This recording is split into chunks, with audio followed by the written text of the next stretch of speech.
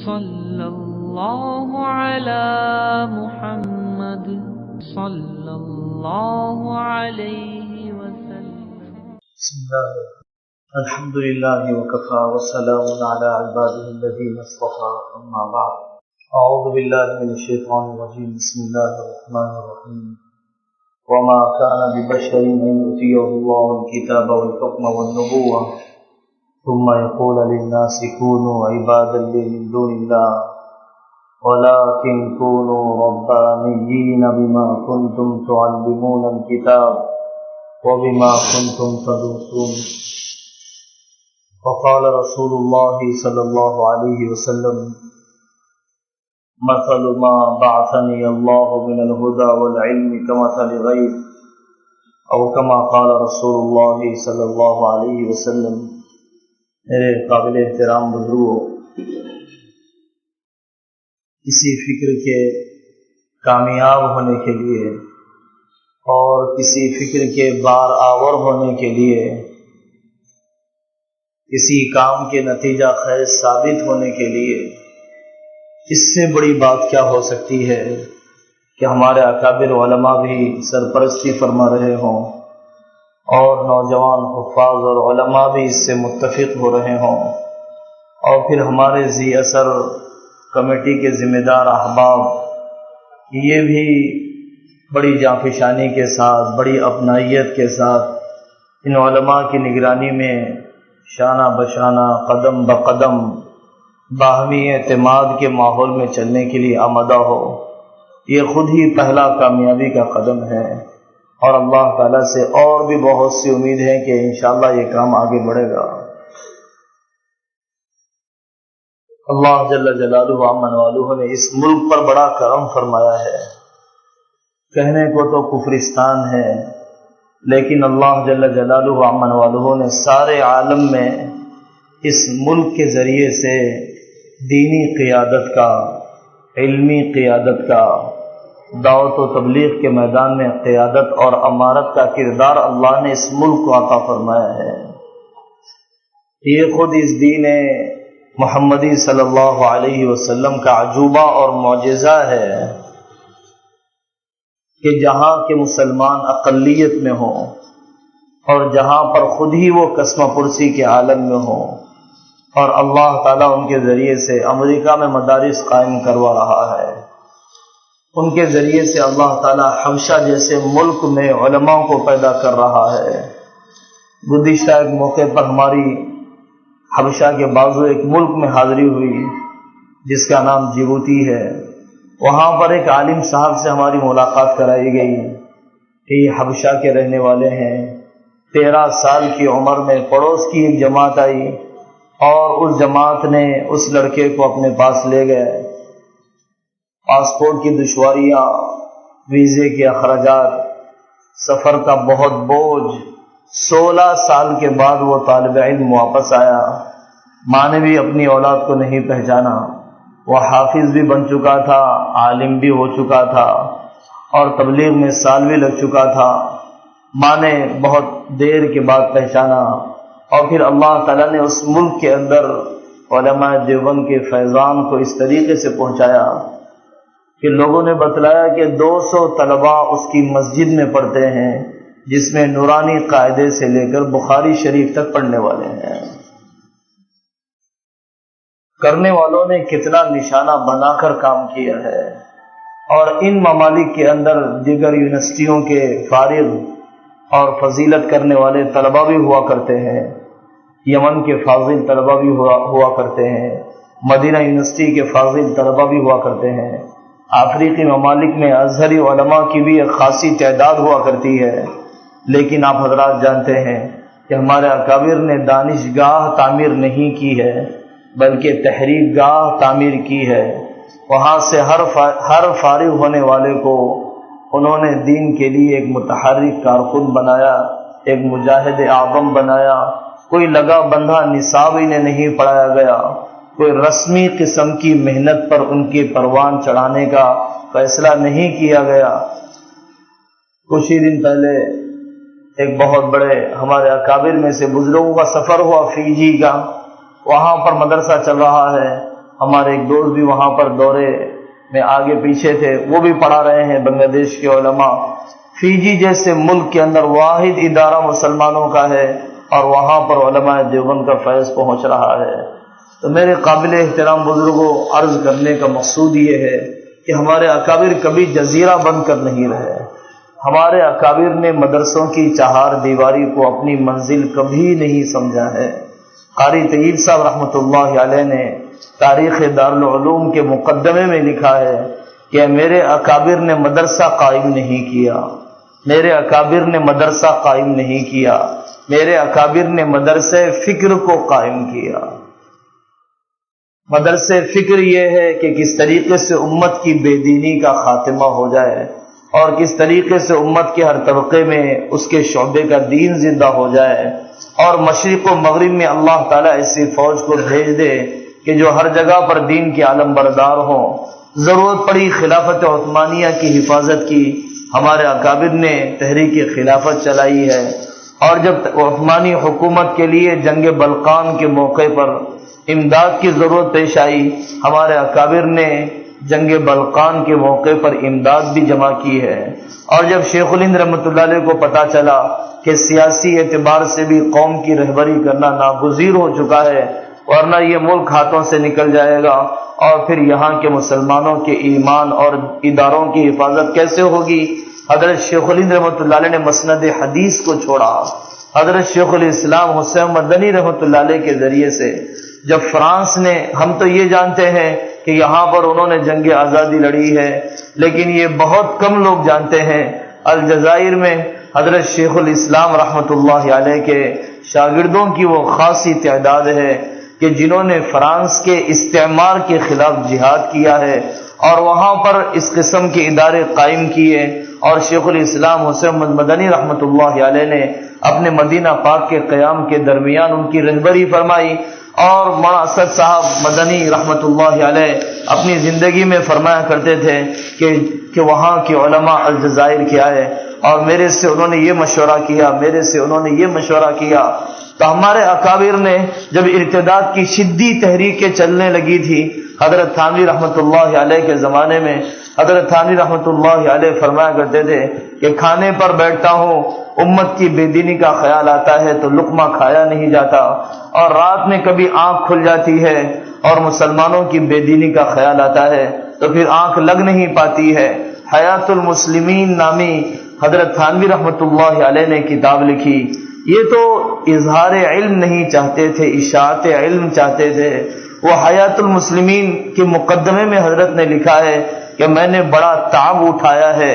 امت کے لیے ضروری مضامین بھی آ جائے اور آسان زبان میں بھی آ جائے۔ اس کتاب کے ذریعے سے تھانوی کو اپنی مغفرت کی بڑی امید ہے۔ حضرت مولانا منظور صاحب نعمانی رحمۃ اللہ علیہ نے جب یہ دیکھا کہ امت کو کیسے سادی سیدھی زبان میں، یہ تو انور شاہ کشمیری رحمۃ اللہ علیہ کا شاگرد ہے اور اتنا بڑا صاحب قلم ہے اور رابطۃ العالم الاسلامی کا رکن تاسیسی ہے، اور پھر مولانا مودودی اور نہ جانے کتنے تحریکوں کے بانیوں کو قریب سے دیکھا ہے،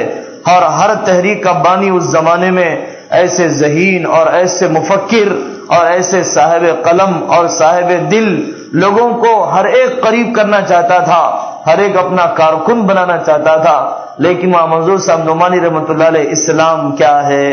کتاب کو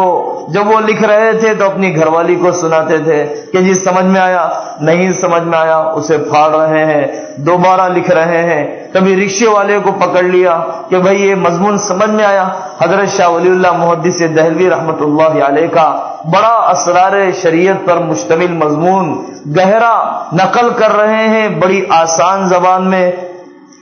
اور رکشے والے سے پوچھتے ہیں کہ سمجھ میں آیا، اور وہ یہ کہتا ہے کہ نہیں سمجھ میں آیا، اس پرچی کو پھاڑ دیتے ہیں، دوبارہ لکھتے ہیں اور یہ فرماتے ہیں کہ اظہار علم مقصود نہیں ہے، اشاعت علم مقصود ہے۔ مولانا شاہ کشمیری رحمۃ اللہ علیہ، آپ میں سے بہت سارے حضرات واقف ہیں حضرت کے حافظے سے، حضرت کی خدمات حدیث سے، حضرت کی تصنیفی خدمات سے۔ انور شاہ کشمیری رحمۃ اللہ علیہ باوجود یہ کہ اتنا بڑا کارنامہ ہے اور زندگی کے آخری دنوں میں افسوس کر رہے تھے کہ انور شاہ تجھ سے اللہ یہ نہیں پوچھے گا کہ تو نے حنفی کو شافعیت پر ترجیح دی یا نہیں دی اور شافعیت کو مالکیت پر ترجیح دی یا نہیں دی، وہ تو سارے ہی مخلص ہیں اور سارے ہی اللہ کے یہاں نجات پا جائیں گے، اور شاید اللہ تعالیٰ ان میں سے کس کا اجتہاد خطا پر تھا اور کس کا اجتہاد صواب پر تھا، اللہ تو یہ بھی قیامت کے دن شاید مخلوق کے سامنے اس پر سے بھی پردہ نہیں اٹھائے گا، لیکن تو نے دیکھا کہ قادیانیت پنپتی رہی اور تو اپنی راحتوں میں پڑا رہا، اور عیسائیت بڑھتی رہی اور تو اپنی راحتوں میں پڑا رہا۔ انور شاہ کشمیری رحمۃ اللہ علیہ اپنی زندگی کے پچھلے حصے پر حالانکہ انہوں نے بہت بڑا کام کیا تھا، اس کے باوجود بھی افسوس کیا کرتے تھے کہ جو کام کیا جانا چاہیے وہ انور شاہ سے نہیں ہوا ہے۔ حضرت مولانا قاسم صاحب نانوتوی رحمۃ اللہ علیہ نے آریہ سماج کے مناظروں سے مناظرہ کیا ہے اور عیسائی مناظروں سے مقابلہ کیا ہے۔ ماں رحمۃ اللہ صاحب کیرانوی رحمۃ اللہ علیہ انہوں نے تو عالمی سطح کی نظر رکھی تھی۔ ماں رحمۃ اللہ صاحب کیرانوی رحمۃ اللہ علیہ نے جب یہاں پر عیسائیوں سے مناظرہ کیا، آپ حیران ہوں گے، ہندوستان کے اور دہلی کے پڑوس کے ایک دیہات میں رہنے والا، آج ہم اہل علم کو اور ان کی طبیعتوں پر ہمیں بوجھ ہوتا ہے، میری طبیعت پر بھی بوجھ ہوتا ہے اور میرے ہم عمر جو علماء فارغ ہیں ان کی طبیعت پر بھی بوجھ ہوتا ہے کہ بڑا علمی کام کرنے کے لیے شہر کی زرق و برق کی فضا چاہیے اور بڑا علمی کام کرنے کے لیے اسباب و وسائل بھی بڑے چاہیے، لیکن ان اکابر کی زندگیوں نے بتلا دیا کہ فکر کا صحت مند ہونا اصل ہے، وسائل کا مالک ہونا اصل نہیں ہے، اللہ سے تعلق کا ہونا اصل ہے، مالداروں کی جوتیاں سیدھی کرنا اصل نہیں ہے۔ وہاں رحمت اللہ کیرانوی رحمت اللہ علیہ نے اظہار حق نامی کتاب لکھی ہے اور ایک انگریز نے اس کے بارے میں تبصرہ کرتے ہوئے کہا تھا کہ جب تک یہ کتاب زمین پر ہے عیسائیت زندہ نہیں کی جا سکتی ہے۔ آج بھی ہم نے عرب بڑی بڑی یونیورسٹیوں میں اللہ تعالیٰ نے جانے کا موقع دیا، ہم نے دیکھا اور ہم نے ان کے پروفیسروں سے پوچھا کیا تمہارے پاس اظہار حق سے کوئی بہترین کتاب نہیں ہے، کیا تم اس سے بہتر نہیں لکھ سکتے تھے؟ ان کا جواب یہی ہوتا ہے کہ اس کتاب کا کوئی بدل نہیں ہے۔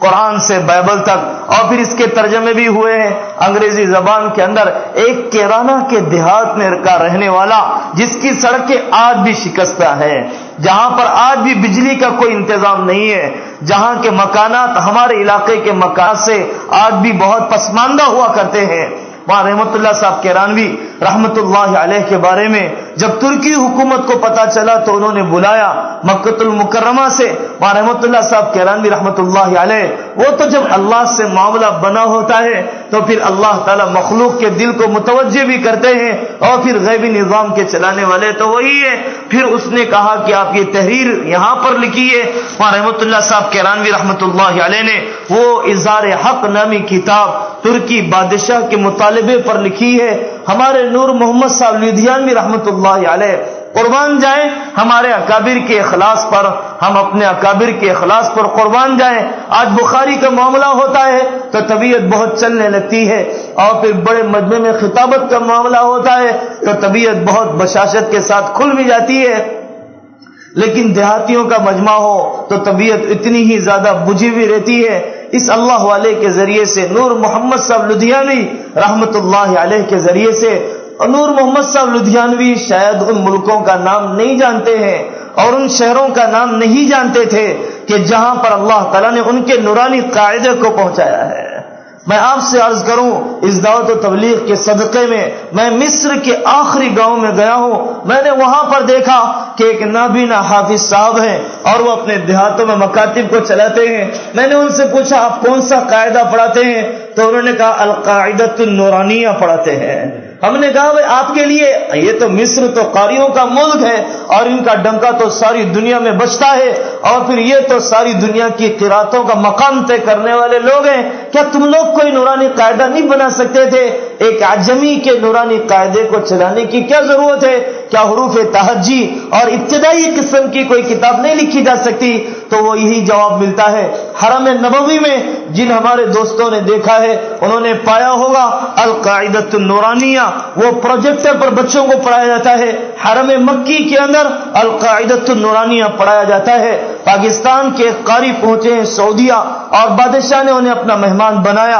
اور ان کے ذریعے سے قرات کے حلقوں کو جاری کیا، انہی قاری صاحب کا یہ فیض ہے۔ پورے سعودیہ کی تاریخ میں لکھا ہے، سعودیہ کی تاریخ میں لکھا ہے، پاکستان کے وہ قاری صاحب کہ جن کا تعلق علماء دیوبند اور اس بر صغیر سے تھا، ان کے ذریعے سے یہ ائمہ حرم بھی ہے، اور انہی کے ذریعے سے یہ سارے مسابقے بھی ہیں، اور انہی کے ذریعے سے یہ سارے قرآنی حلقات بھی قائم ہو رہے ہیں۔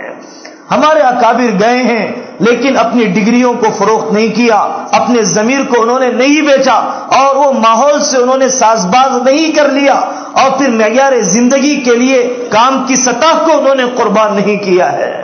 تو اللہ تبارک و تعالیٰ نے ملکوں میں ان کے فیض کو جاری کر دیا۔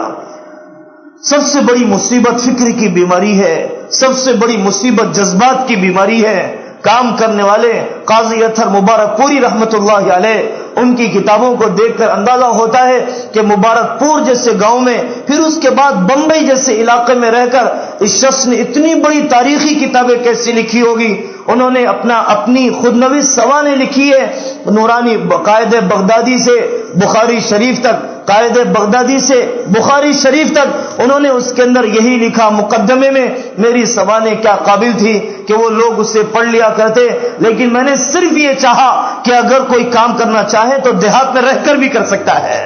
اگر کوئی کام تصنیفی کرنا چاہے تو اتنا بڑا تحقیقی کام مجھ جیسا کمزور اور مجھ جیسا عمل کے اعتبار سے بہت زیادہ مزمحل آدمی ایک دیہات میں کر سکتا ہے، تو آپ کیوں نہیں کر سکتے ہو؟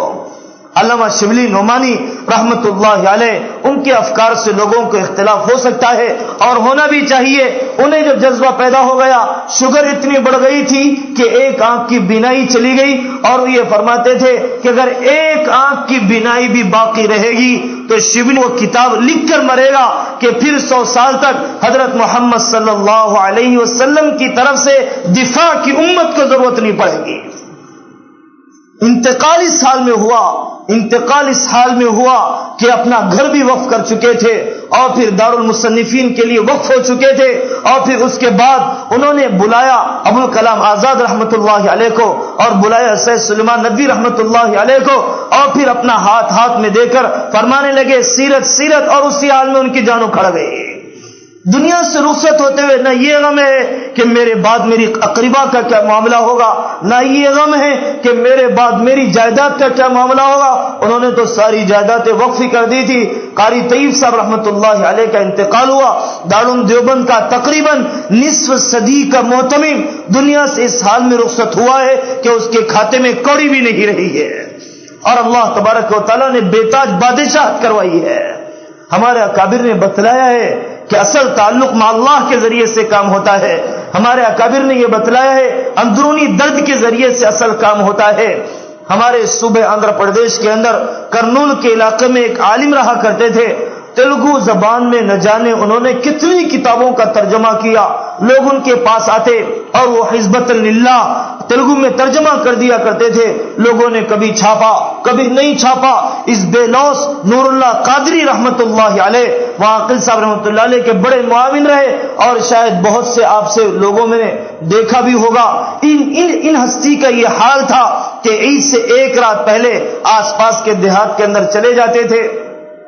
اور وہاں کے دیہاتیوں کو جمع کرتے، لیلۃ الجائزہ میں دعا کی قبولیت کا مقام بتلاتے، اور عید کے واجبات اور مستحبات سے انہیں آگاہ کرتے، اور پھر اس کے بعد عید کی نماز اس گاؤں کے اندر پڑھاتے، اور پھر عید کے مسائل، زکوٰۃ کے مسائل، روزے کے مسائل، فدیے کے مسائل سے انہیں واقف کراتے۔ پھر اس کے بعد اپنے گاؤں کو واپس آتے، اور وہ یہ کہتے تھے کہ ایک عید اگر ایک پورے گاؤں کے ایمان کی حفاظت کا ذریعہ بن رہی ہے تو پھر نور اللہ قادری کو ایک رات قربان کرتے ہوئے کیا جاتا ہے۔ ہمارے اکابر نے بڑے بڑے مدرسے قائم کیے، لیکن کبھی آس پاس کے دیہاتوں سے اور کبھی آس پاس کے ممالک سے انہوں نے چشم پوشی نہیں کی ہے، کبھی چشم پوشی نہیں کی ہے۔ ہمارے علاقے کے اندر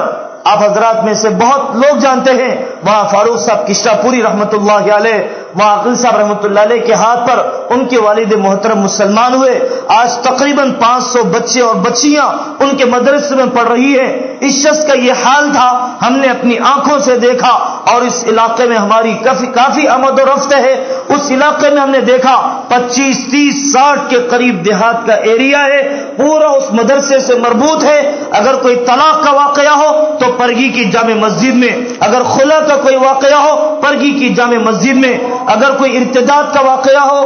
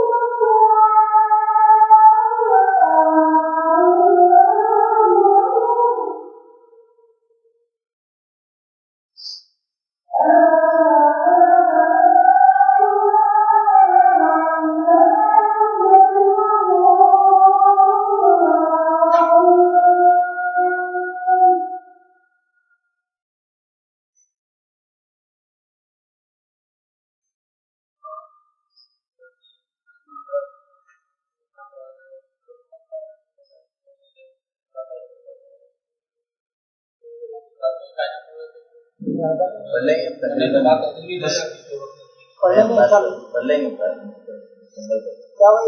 فرما رہے ہیں؟ تھوڑا سا وقت لے لیں تو انشاءاللہ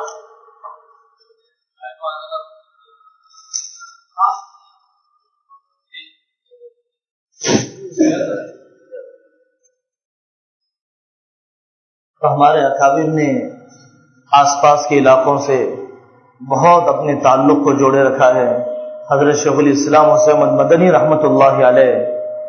کے سے جڑے ہوئے اتنے دیہاتیوں کی تعداد بنگلہ دیش کے علاقے میں، آسام کے اضلاع میں،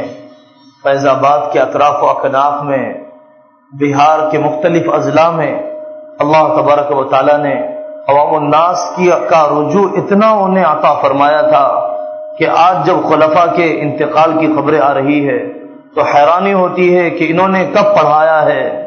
اور کب سیاسی سرگرمیوں میں ایسے حصہ لیا ہے اور کب ان آنے والی عوام کو نبھایا ہے. حضرت مولانا عبد القادر صاحب رائے پوری رحمۃ اللہ علیہ ہمارے مکتب فکر میں بڑا مقام رکھتے ہیں. عبد القادر صاحب رائے پوری رحمۃ اللہ علیہ کے پاس ایک بڑھیا کچھ پوچھنے کے لیے آئی. حضرت رائے پوری رحمۃ اللہ علیہ نے اس کی طرف جیسے خاطر خواہ توجہ دینا تھا توجہ نہیں دی، اور وہ جاتے ہوئے کہنے لگی مولا تو ملتا ہے نہیں، اور جن کو تو مل چکا ہے وہ بھی ہمیں نہیں ملتے ہیں، آخر ہم جائیں تو کدھر جائیں. حضرت رائے پوری رحمۃ اللہ علیہ فرماتے تھے کہ میں نے محسوس کیا کہ میری ساری روحانی کیفیت سلب ہو چکی ہے اس آنے والے کی ناقدری کی وجہ سے. میں نے اس بڑھیا کو تلاش کیا اور اس کا جو مسئلہ تھا اسے حل کیا، اور پھر اس کے بعد میں نے محسوس کیا کہ وہ کیفیت عود ہو کر آ رہی ہے اور وہ کیفیت میری اللہ کی طرف سے واپس کی جا رہی ہے. ہماری ہر قسم کی روحانی ترقی کا ہونا، ہماری علمی ترقی کا ہونا، قرآن کی برکتوں کا ہمارے مدارس میں باقی رہنا،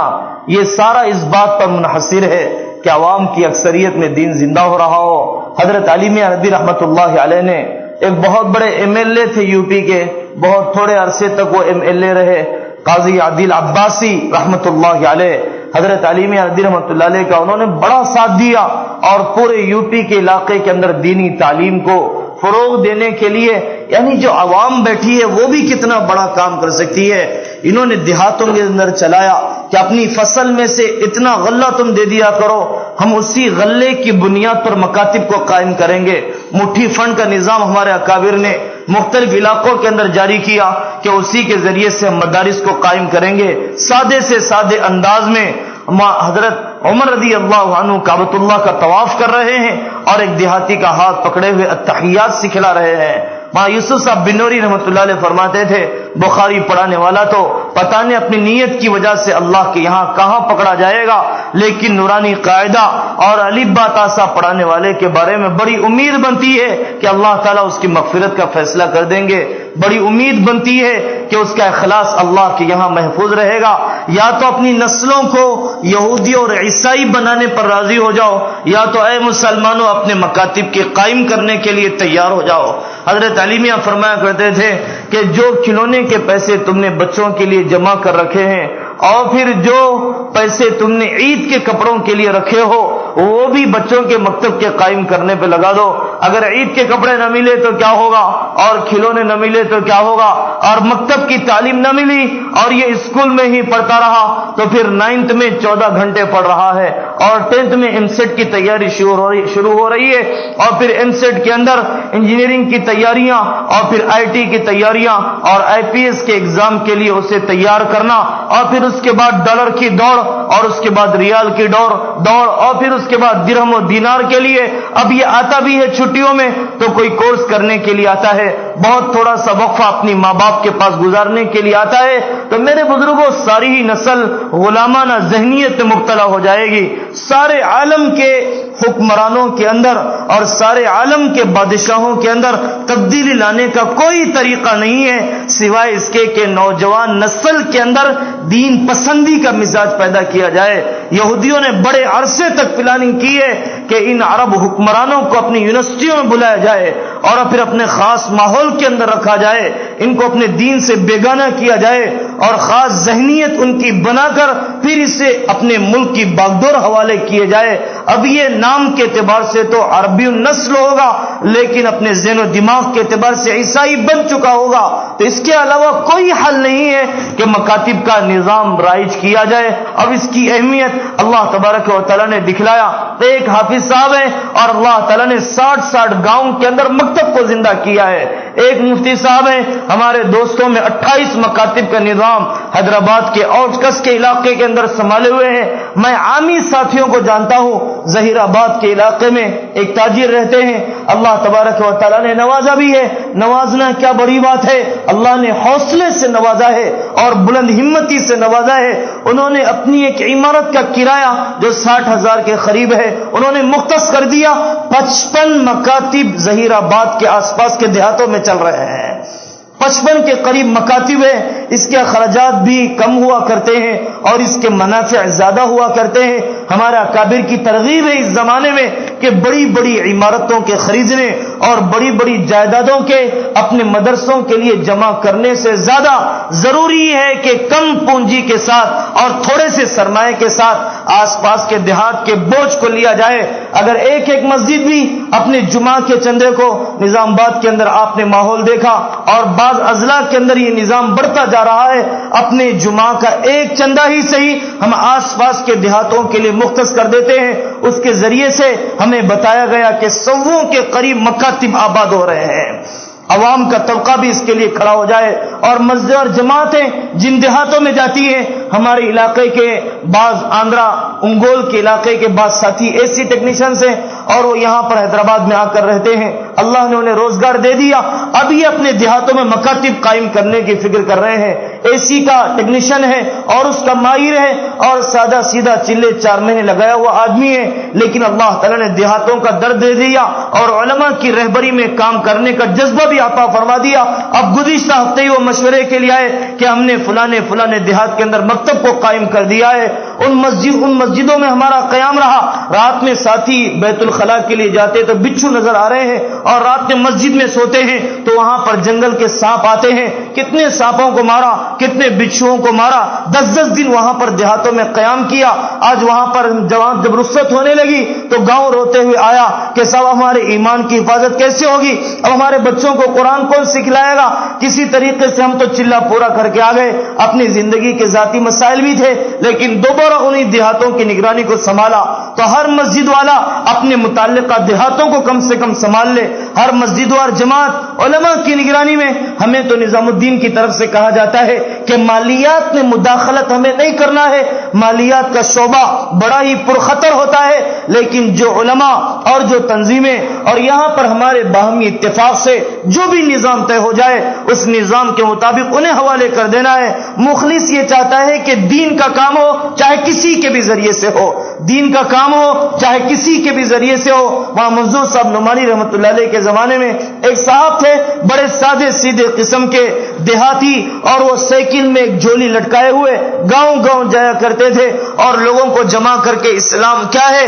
وہ سنایا کرتے تھے۔ 1 مہینے تک پڑھتے رہنا، میں لا کر یہاں پر کسی حافظ صاحب کو رکھوں گا۔ 1 مہینے کے بعد کسی حافظ صاحب کو لاتے اور وہ یہ فرماتے کہ بھائی مجھ سے ایک وعدہ کرو کہ اپنی قبر یہاں پر بناؤ گے، میں تم سے 2 وعدے کرتا ہوں، اللہ تمہیں نہ جہنم میں ڈالے گا نہ بھوکا مارے گا۔ تم مجھ سے ایک وعدہ کرو اپنی قبر یہاں بناؤ گے، میں تم سے 2 وعدے کرتا ہوں، اللہ تمہیں نہ جہنم میں ڈالے گا نہ بھوکا مارے گا۔ اس شخص کے ذریعے سے اللہ تعالیٰ نے کئی دیہاتوں میں مکاتب کو زندہ کر دیا۔ اس شخص کا جنازہ آیا، وہاں منظور صاحب نعمانی رحمۃ اللہ علیہ نے نماز جنازہ پڑھائی اور پڑھا کر ایک طرف کھڑے ہو گئے۔ لوگوں نے کہا حضرت کوئی زیادہ بات ہے، کچھ تعزیتی جملے کہنے لگے۔ حضرت نے فرمایا میں کوئی صاحب کشف و کرامات آدمی تو نہیں ہوں، لیکن میں نے رسول اللہ صلی اللہ علیہ وسلم کو دیکھا کہ اس شخص کے جنازے کے استقبال میں کھڑے ہیں۔ اللہ تبارک و تعالیٰ نے ایک عامی سے اتنا کام لے لیا ہے تو یہاں پر تو ماشاءاللہ مسجد کے خدام بیٹھے ہیں اور یہاں پر تو پرانے ذی استعداد اہل علم بیٹھے ہوئے ہیں، اور اللہ تبارک و تعالیٰ نے پچھلا بھی ان سے بہت بڑا کام لیا ہے، اور آئندہ بھی آپ ہی حضرات سے ساری توقعات وابستہ ہیں کہ کام ہو جائے گا۔ آپ نے ہمتیں کی، مسجدیں تعمیر ہو گئی، آپ نے ہمتیں کی تو اوپر کا مالا بھی قائم ہو گیا، آپ نے ہمتیں کی تو جھومر بھی لگ گئے، آپ نے ہمتیں کی تو مہنگا ٹائلز وہ مکرانہ سے پہنچ گیا، آپ نے ہمتیں کی تو اپنی مساجد کے اندر مکاتب قائم ہو گئے۔ آپ ہی اگر ہمت کریں گے اور اپنے مصلیوں کو اس پر آمادہ کریں گے، ہر آدمی ایک ایک گاؤں کی ذمہ داری کو لے لے، ہر آدمی ایک ایک بستی کی ذمہ داری کو لے لے۔ ہم نہیں چاہتے ہیں کہ ہمارے ہاتھ میں پیسہ دیا جائے، اپنے آبائی گاؤں میں جاؤ، اپنے آبائی وطن میں جاؤ، ہم قربان جائیں اپنے آبا و اجداد پر۔ انہوں نے لبے سڑک قبرستان بنائے ہیں، کتنے زندہ دل لوگ تھے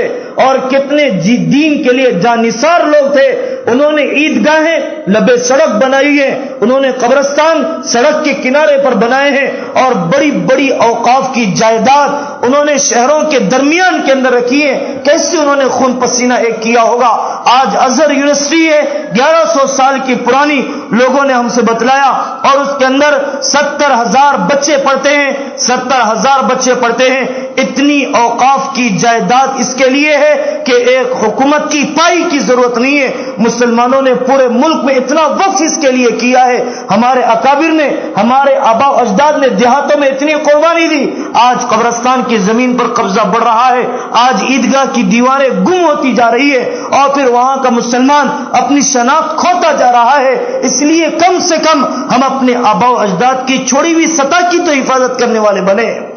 ایک جماعت ہماری علماء کی اس آندھرا پردیش کی تعلیمی رخ کے اوپر امریکہ بلائی گئی، جمعیت کی سطح پر بلایا گیا تعلیمی نظام میں تجربات کے تبادلے کے لیے۔ نلگنڈا کے ہمارے مشہور مفتی صاحب ہیں، انہوں نے بتلایا کہ میں امریکہ کے اسکول میں داخل ہوا، میں نے ایک لڑکی سے پوچھا بیٹا آپ کی زندگی کی آخری تمنا کیا ہے؟ اس لڑکی نے کھڑے ہو کر برجستہ کہا کہ میرے زندگی کا ایک ہی مقصد ہے کہ دنیا کے کسی چپے میں مجھے بھیجا جائے، اپنی جان، اپنے مال، اپنی آبرو، اپنی عزت کے ساتھ میں کسی بھی کالے کلوٹے کے ساتھ نکاح کرنے کے لیے تیار ہوں، اور اس کی پوری نسل کو عیسائی بنانے کی نیت کر چکی ہوں۔